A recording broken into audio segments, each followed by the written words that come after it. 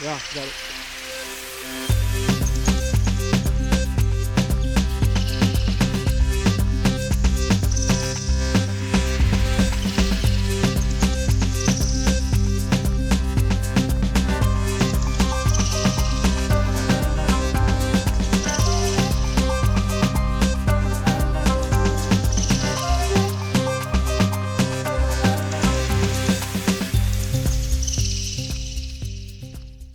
Hey everybody, and welcome back to another Studio Sessions episode of The Birders Show. As always, if you enjoy our content, please do remember to like this video, subscribe to our channel, follow all of our social media in the links below. You can support us on Patreon to help us with our mission of making birding more accessible to people all around the world. And of course, if you want to look as good as we're looking right now, you can check out our merchandise links in the description as well. Diego, cheers, nice to see you again. Man, absolutely. So exciting to be in the studio again, classic birder show style, like the old times. It's nice. We get out into the field a lot more than we used to, but it's pretty fun to kind of get back together and do this as well. Yeah, and I love your comments about, our new merch and beautiful t-shirts and stuff.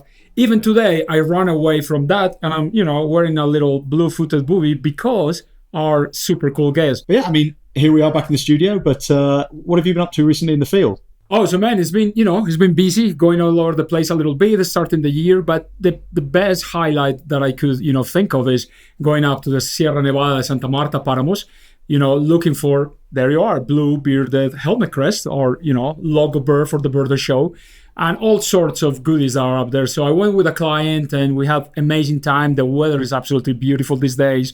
We could see, of course, the wrens and the cincloides, the canastero. Super, super cool birding up there. Try to catch up on some missing birds that, I haven't been able to see, like the bush tyrant. But it's just fun. Every Did you time get the bush tyrant there, finally? No, I heard it up there. I've seen it. I saw it last year as a lifer, but I haven't actually seen it in Santa Marta that I would love to. But anyways, I have to go back. That's the cool deal. No, that trip's amazing. And it's kind of fun as well because it's a bit of an adventure. But speaking of adventures, I think that brings me on perfectly to today's guest in the Birders Show studio. We're joined today by Dušan Brinkhuizen, a Dutch biologist, birder and photographer who lives in Ecuador. Diego, you know Dušan personally. We've met once before.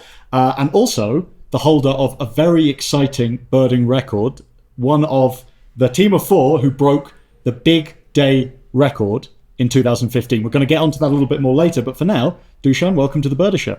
Hello, Chris, Diego. Nice to see you guys finally in cyberspace. Salud, bienvenido. It's been a while. Cheers. Salud. When was the last time you two birded together? We went in Cali. In Cali, we went birding together with the ABA. Oh yeah, that was exciting. Yeah. That was exciting indeed. Awesome. Nice. And actually, on that trip, Dušan, you were guiding the participants for Rock Jumper, which is one of your jobs. I don't know, that's your full-time birding job at least, is guiding for Rock Jumper? Yeah, it's my full-time job is tour leader for Rock Jumper birding tours. True, but in my free time, when I have free time, I do, let's say, ornithology, biology, exploring new areas, and I keep on birding even after a tour. Well, I mean, following your social media, you certainly seem to be one of the most active birders that I follow on the trip. You've just come back from a fairly exciting trip as well. Maybe you can tell us a little bit more about what you've been up to lately, bird-wise. Yeah, so 2 days ago, I got back from southern Ecuador. Have you been there, Chris? Or Diego, you guys? I've barely birded Ecuador. I little bit in the south, Loja, Zamora, or the Cordillera del Condor. We went all over the place. Actually, we started off in the coast, Ayampe, for the Esmeralda's wood star, a really fancy little Ecuador endemic. And then we went up into the mountains, let's say, pale-headed brushfinch around Cuenca. Then to the newly described blue-throated hill star. Diego, I know you have seen that. Yeah, cool place. Then we went to nearby Saraguro, and that was, we got so lucky. We had a crescent-faced antpitta singing right out in the open. We turned around, and there's a pair of chestnut-bellied cotingas at the same spot just looking at us. So Come on, let's stop this call. He's bragging too much. Let's shut up. And then we went to the Tumbes, buff-fronted owl and stuff like that, and Cordillera del Condor. So, I mean, it was just amazing. We're here to talk mainly today about a fairly mind-blowing number that I still can't quite get my head around. I'm hoping you're going to shed a little bit more light on. That number being 431, if I'm not mistaken, which is, we should explain a little bit more, the number of species that you reported on your world record-breaking big day in 2015, in Ecuador. Correct. I don't know, maybe, I mean, there's so many things we can talk about with that. And Diego, you and I know have spoken a lot about the possibilities of something like that happening in Colombia. And I just from the distances alone, I don't see how it could be possible in Colombia. Let me actually just, interrupt you, because I think you're wrong, Chris. I mean, the number you said is impossible to see in a single day. I don't know what the hell Dušan was doing that day. Just saw 400 individual pigeons and counted each one of them. I think it must be. Bullshit. Oh, that's not the way it works, guys. That's not the way. It's a little bit more complicated. Okay, but I mean, to go back a little bit in time, I mean, I've seen this described in a magazine as like winning the FIFA World Cup, but for birding, which I think is kind of a good description because of all the different kind of birding tasks or achievements. I think it seems to me like the global big day, is about the most sports-like achievement of anything. I mean, a big year is almost an endurance test. It's a totally different thing, I think. Big day, there's something most competitive and sporting about that from my perspective. I don't know. I mean, had you always had kind of the desire to do something like that, or is it kind of a surprise last-minute thing? I've actually, Chris, I've been doing big days for quite a while, but in the Netherlands where I grew up as a birder, and, I've always been keen doing big days. And like you say, it's quite different of a big year. Both big day and big year are kind of, let's say, top sports within birding. And you could see a big day being a total different tactic. It's kind of like a 100-meter sprint, whereas a big year like the one that Arjan Dwarshuis did, that's more of like an endurance. It's like a marathon, So the two are both extreme birding records, but the tactics are totally different. And the thing with the only thing that's true for both is it involves a lot of preparation. Mm-hmm. Yeah. And I mean, we had Arjan on our show before talking about his big year record. I have one question to start off with. What is it with the Dutch and big birding records? What is that? So you've got some sort of DNA thing going on. I don't really get it. But maybe. No, I think it's Dutch birders are definitely competitive and fanatic, all of them. But I think it's also a little freaky guys. Yes, a little bit. Well, I would say Scandinavian birders are even more freaky, and those Brits are pretty serious too. Yeah, we're weird. We're weird as well. We Colombians are just laughable, man. We just drink and. I can imagine our attempts at the record, Diego, just being waylaid by the first decent tienda with Vallenato on the stereo and some decent cold Aguilas in the fridge. But there you are. It's not going to happen. But I mean, going back to the list of numbers first, because before we get into your record, which obviously I want to talk about a lot, I just want to give the people watching at home some sort of context about the history of this record, because the first sort of record that I was able to find that was kind of classed as the record at the time came from the extremely legendary Ted Parker. Yes. In 1982, those guys recorded, along with Scott Robinson, 331 species. And the thing that's notable about that record, and I think I've even seen you say this in publication, that in a sense it remains kind of the purest big day record because it was achieved at one single site with no motorized transport in Madre de Dios in Peru, 331 species. Yeah, that's correct. That's still the legendary big day record of Ted Parker. And it is without motorized transport. It's in Cochacashu of Peru, Amazonia, Peru.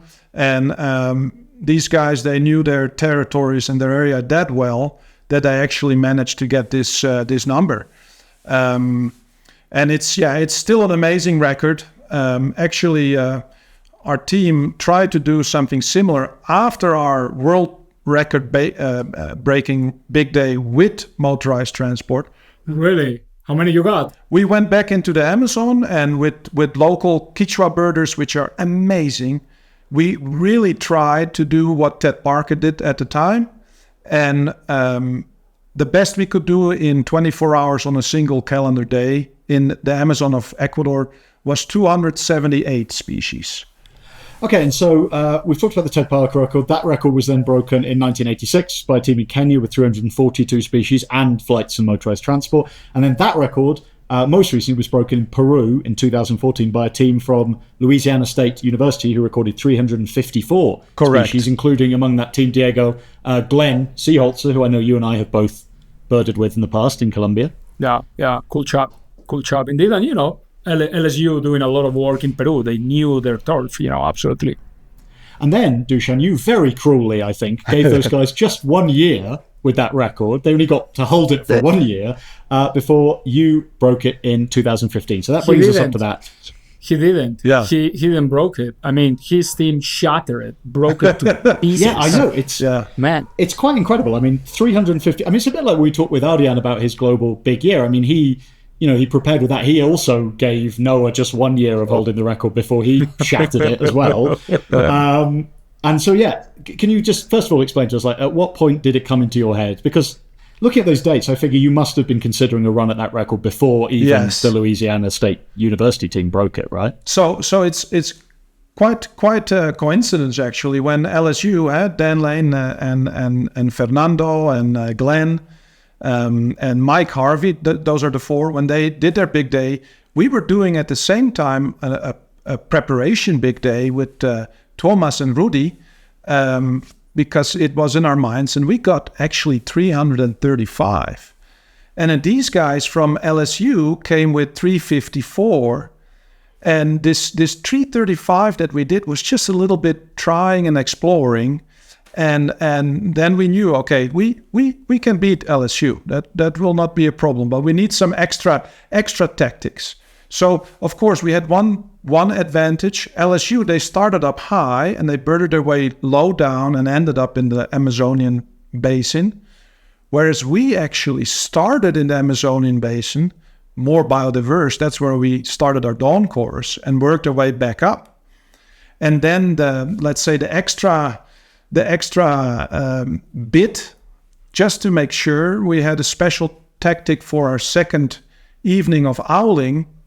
That's where we actually went to the coast and had 3 hours before midnight to watch water birds and seabirds at the salt pans, and that really helped us to boost the list. This is the genius part of your big day, because I've read all the articles explaining how you did it and stuff like that, and that part is just the part that is just genius level planning to figure out how we could, because you were saying in this article, you were basically just saying, like, how do we maximize this kind of dead time? Because if you've owled in the morning, there's a limit to how many more owls you can then add in the evening. So it's like, what can we do and where can we get to, right? And even if you fly to somewhere where there's maybe 2 extra owl species, it doesn't really bump your total up much. But someone, I'm not sure which one of you, stumbled upon this brilliant idea of flying and just spotlighting sleeping or night feeding ducks and waders. It's brilliant.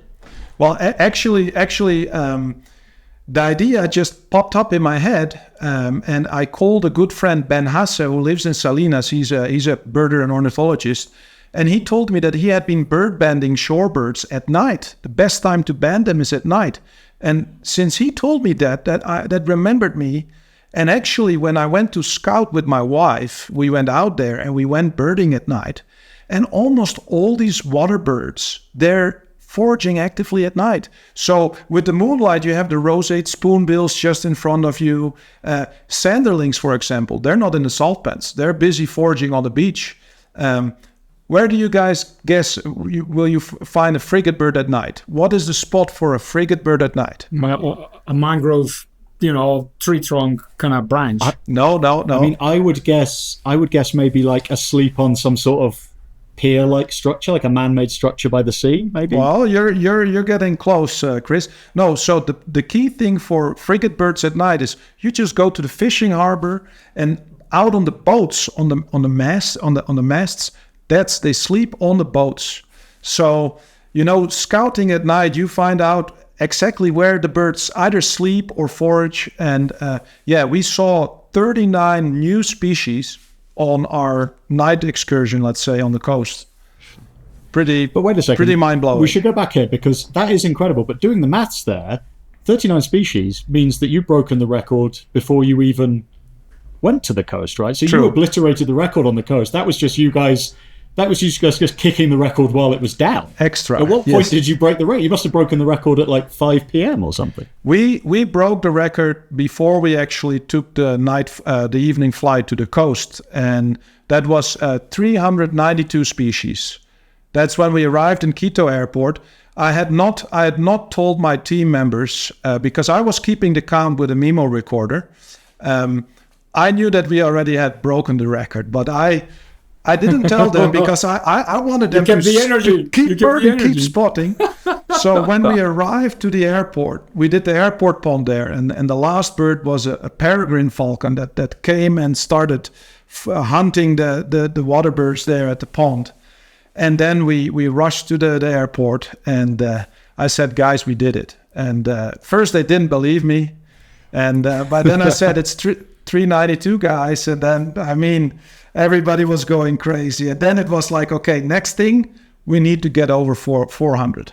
So, yeah. It's, like I said, it's a record that, I mean, right, every time somebody raises the bar that high, people think that the bar can't be raised any higher, right? I'm sure when people heard Ted Parker's record, everybody thought, well, that'll stand for, and that did stand for a long time. But I mean, Diego, you and I have chatted informally, casually about this birding in the past, about this record.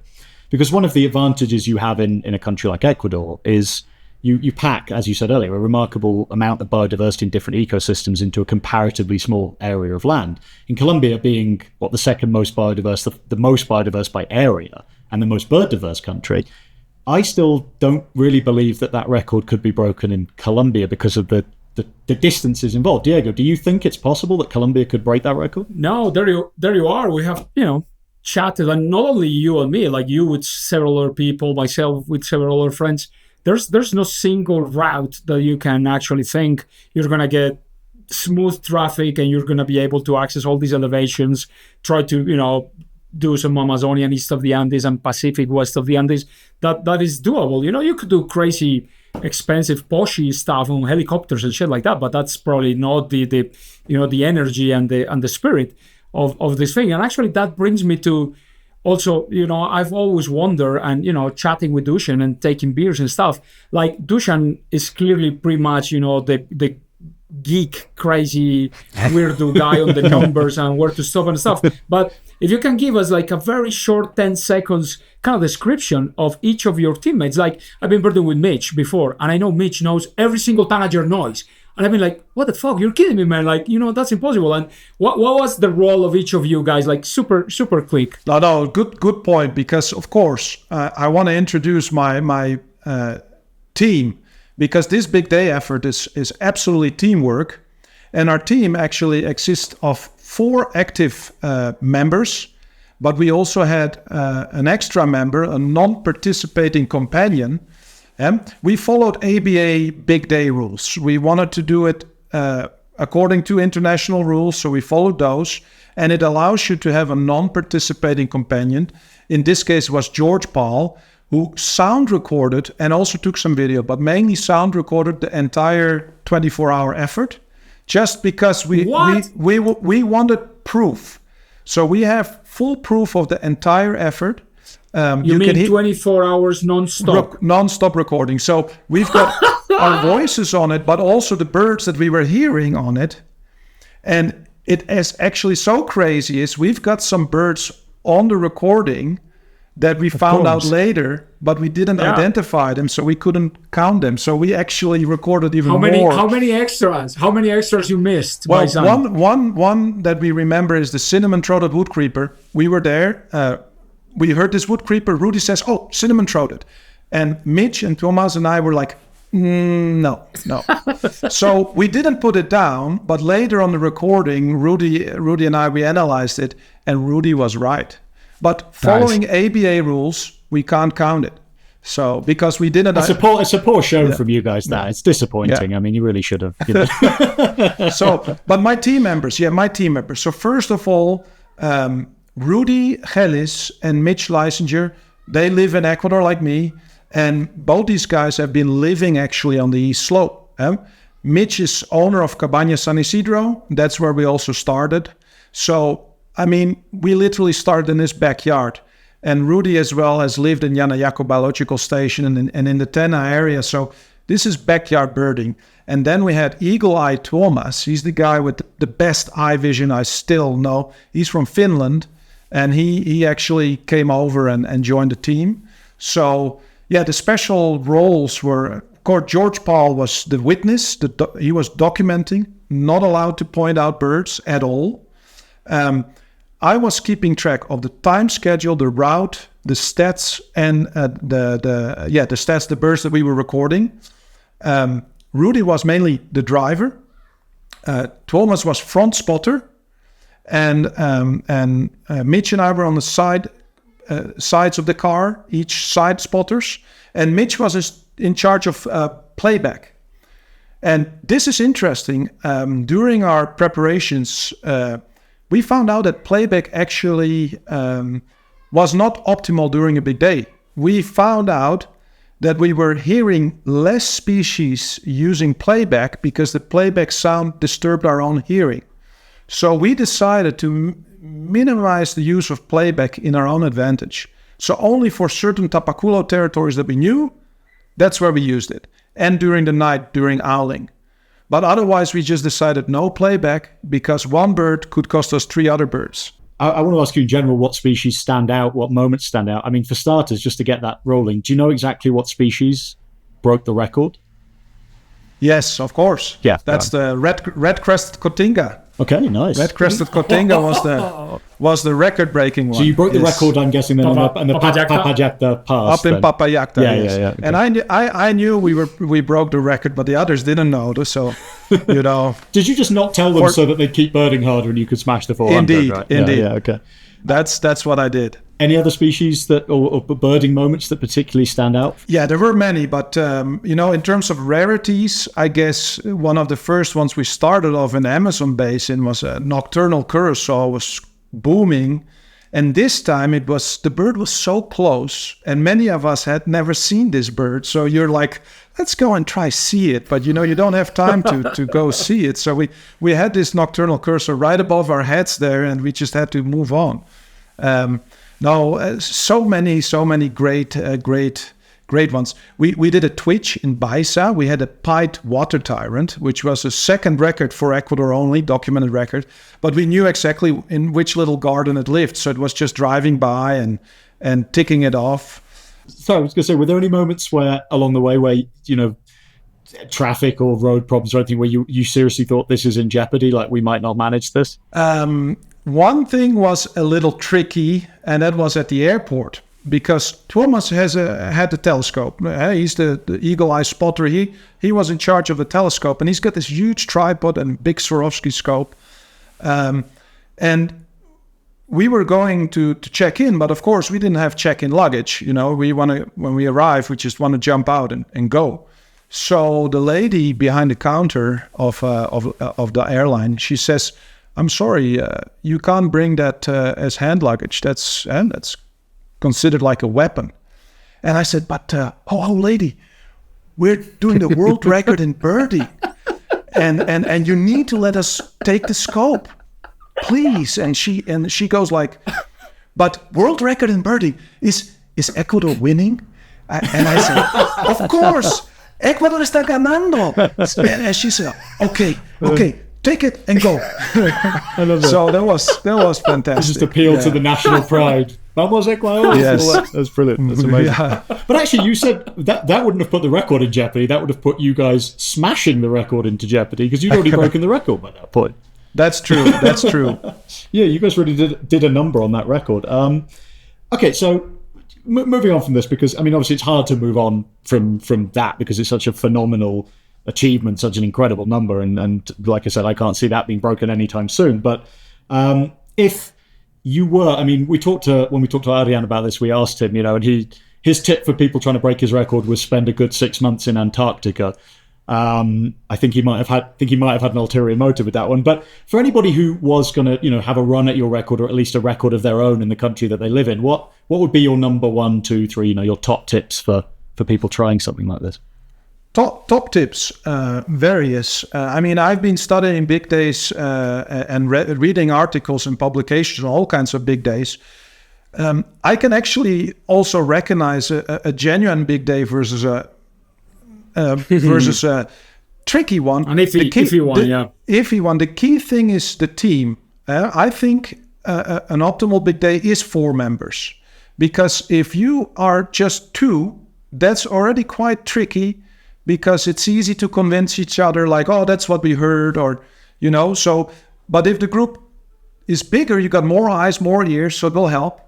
The only downside is you'll get, let's say, more chances of dirty birds. Dirty bird is that 2 see it, 2 others don't see it. But so group size is something I think definitely for a world record breaking big day, you need 4 people.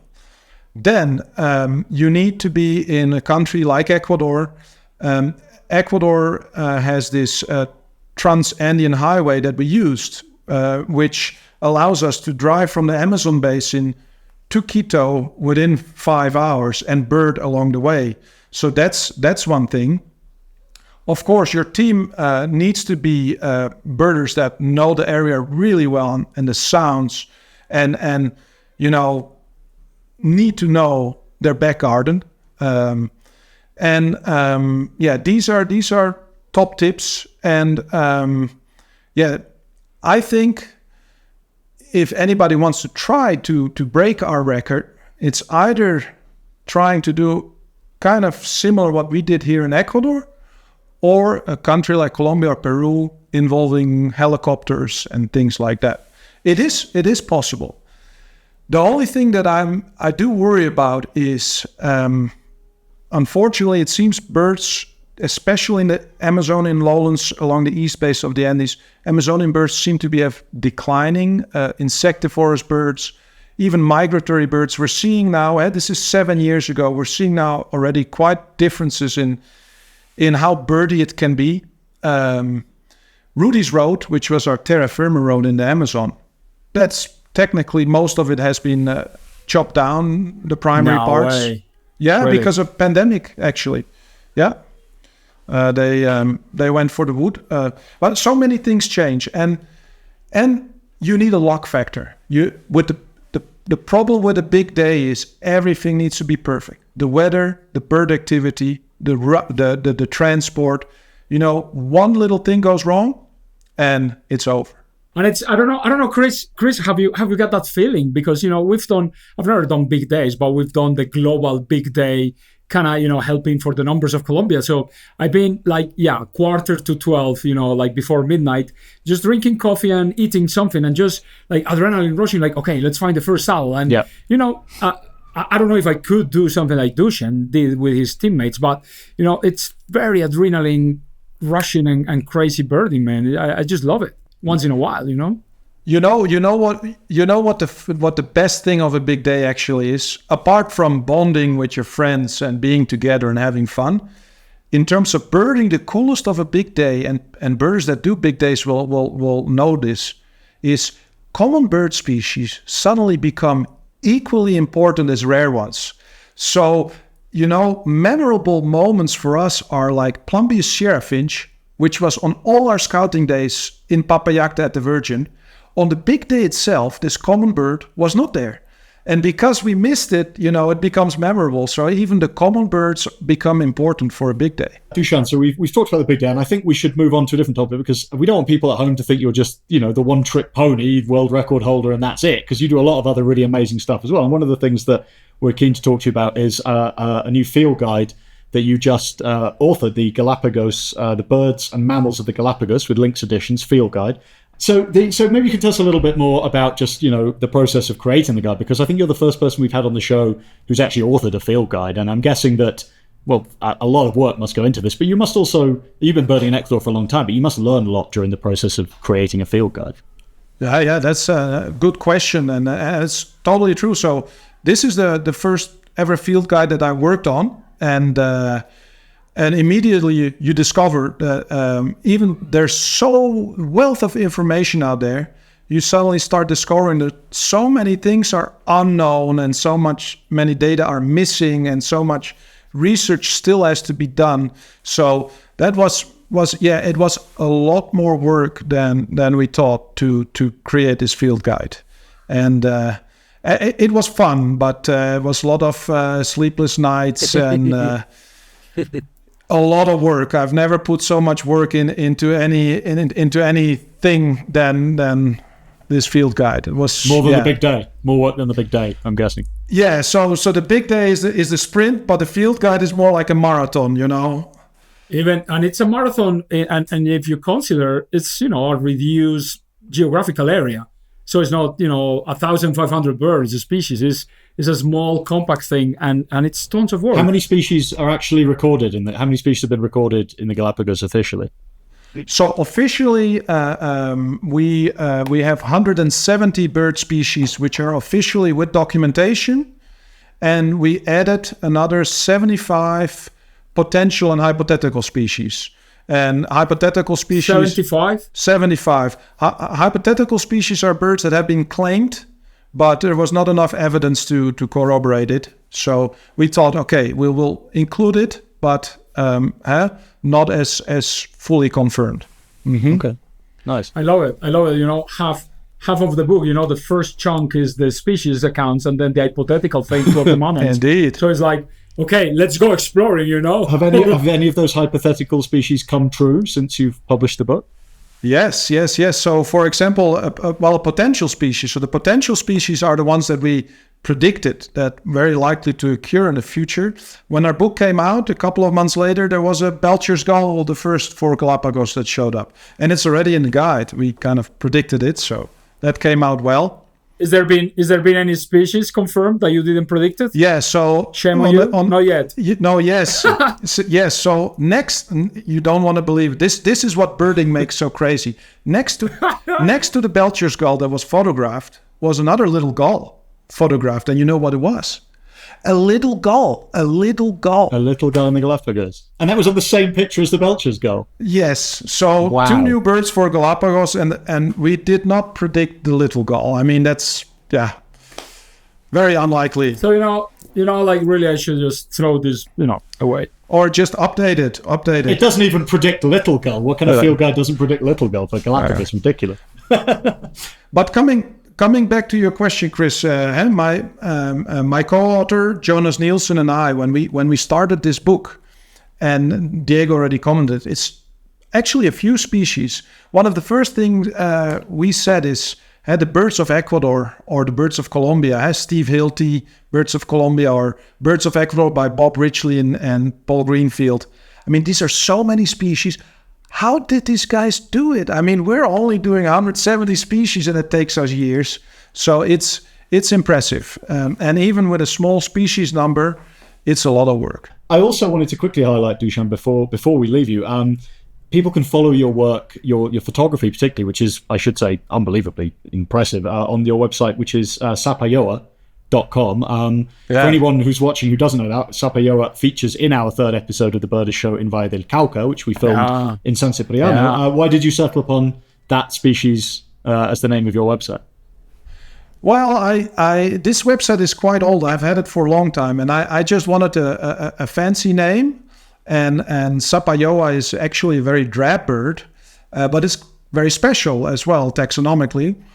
I've spent a lot of time in the Chocó, and it has always been one of those specialty birds that I've seen a lot, and the name just caught me always. So I thought, you know what, why not pick a drab but special bird for my website? So hence Sapayoa.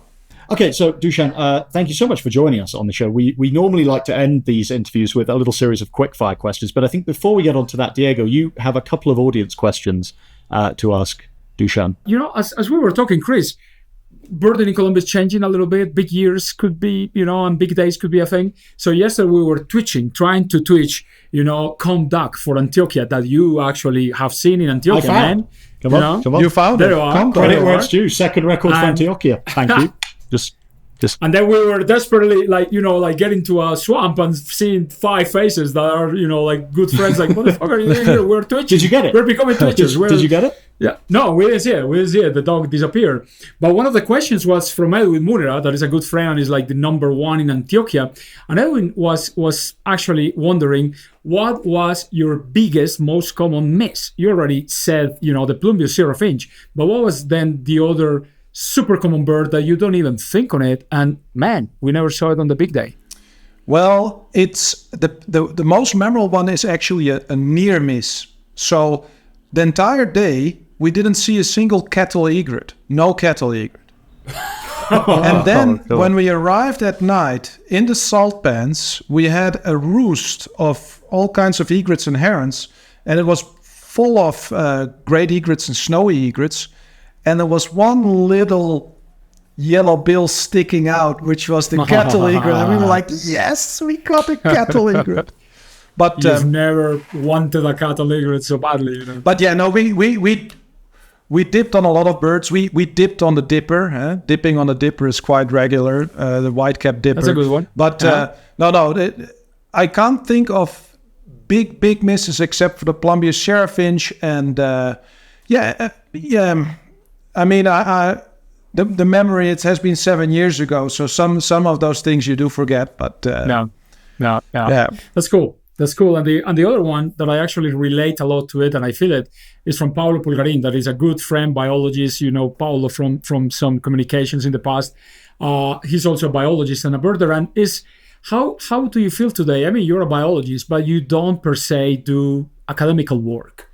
You even finish a PhD and did, your thesis and stuff, but you do tourism today. You're a guide and you do exploration, like a lot like me. Even, I don't have a PhD degree or any post degree. How do you combine all that, and how do you feel? Paulo was wondering, how do you feel as a biologist, not working on the academia, but just doing all these crazy, beautiful big days and guiding and stuff? Well, it's a very interesting and good question, but I miss biology, I miss full-time research, etc.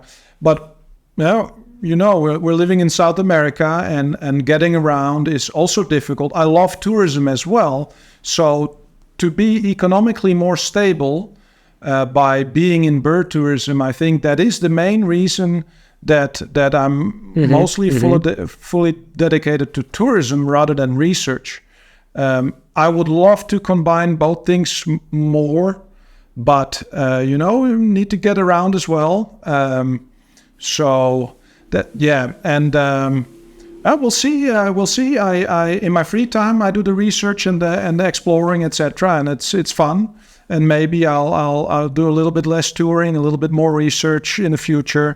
So I'd love to finish off, Dušan, with our little quickfire round of questions. I think I might know the answer to a couple of these already from the interview, but let's crack on and see what we've got. So this is just, quickfire questions. First thing that jumps into your head is the answer. Right. Favorite bird of all time? Favorite bird of all time? Oh, that's impossible for a birder. It's almost impossible to. Love that answer. It changes, but my most recent one is a rufous vented ground cuckoo that I actually saw in Ecuador, because seeing it in Ecuador it's near mythical. And I was in the jungle, and I suddenly hear this pam pam pam pam like fireworks, and I knew this is a ground cuckoo.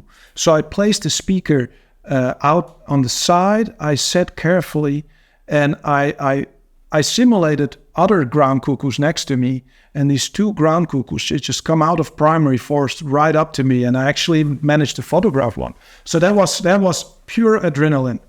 Moments where your camera starts shaking, twitching. I think at this moment we should play the George Armistead Rufus Vented Ground Cuckoo meme video that we created. Rufus Vented Ground Cuckoo! Rufus Vented Ground Cuckoo! Yeah. Next question. Your absolute dream bird to see that you hadn't seen before? That's easy. So, Andean Lanisoma, also known as the Andean shrike-like cotinga. I'm looking for that bird now 17 years. I've been this close. It's mythical. I just still waiting for the moment that my eyes lay on it. I've been dreaming. Oh, easy birds, man. Easy birds. Where did you see it? In Brazil? Brazil. No, but that one is easier. The Andean one. The Andean, Brazilian Lanisoma. We need to find it, man. It has to be, it's going to be Ecuador, Colombia, or Venezuela, but we have to find that thing in the Andes, isn't it? No, I know where to look for it. Kutuku. I've been already in Kutuku a couple of times. Your favorite bird song? Good one. Favorite bird song? There's multiple, but of course, chestnut-breasted wren, magician wren, they are hard to beat. But I think things like wood thrush and Andean solitaire. I mean, yeah, it's like there's no favorite bird song. It's too many good songs out there. Andean solitaire, I think, is a good one. Yeah. Musician wren, those are great ones. Binoculars, 8s, 10s, 12s? Actually, I grew up with 8.5s, but once I was in the tropics, I got 10s, and I can't go back because, the high canopy up and far away stuff, I prefer 10s. Okay, well, Diego and I are 8s, and normally we're different to the guests we've had on, but yeah. The bird behavior that you most want to see live? The bird behavior one. Hey. Let me see. Singing gray thrushes in Quito. I mean, no, I know it. It's a finding and watching a lacking Andean Lanisoma. There you go. Okay, there we go. Did you know they lack? Diego? You didn't know that the Andean form lacks. Put it in the comments. Have you ever seen a lacking Andean Lanisoma? Put it in the comments. Right, your favorite all-time destination for birding? I think Cordillera del Condor and Cordillera Cutucu, those isolated mountain ridges into the Amazon, those old ridges that host endemics. Also because I think there still might be something totally new out there. I'm going to let you guys know. I'm doing some expeditions going up there. Can't tell you too much of details yet. But a show exclusive coming soon again. And to finish off, your dream birding destination, the place you most want to go birding in the world. I think it is Madagascar. I mean, I'm hearing things about it go quick because the habitat is going and it's depressive. That part I kind of don't try to hear about much. But when I'm looking at those ground roller pictures, all those ground rollers and those weird birds, I need to see those. I mean, so I think that's one of my most wanted places where I haven't been. I have a question there for you, Dušan, on a quick fire. What's the best lifer you've got while suffering a tropical fever disease? That was with your dad, Diego. That was the Todimodmod. Todimodmod, yes. While suffering leishmaniosis for several months. Yes, I still have I still have the scar. We're happy you are with us, man. And you still have your nose and everything. I still have. Do I? Yeah, I have.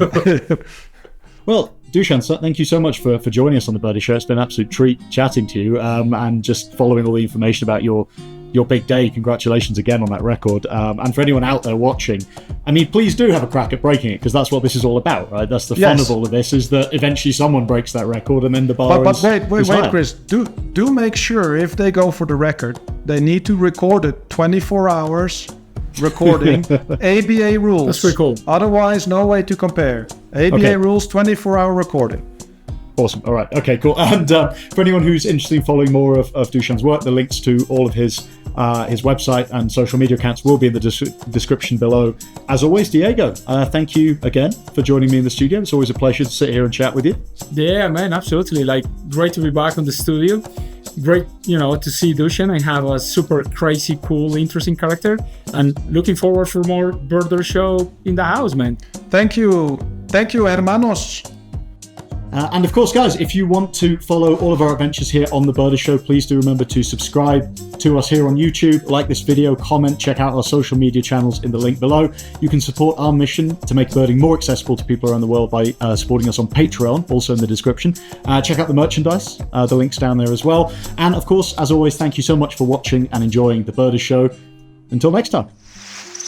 Yeah, got it.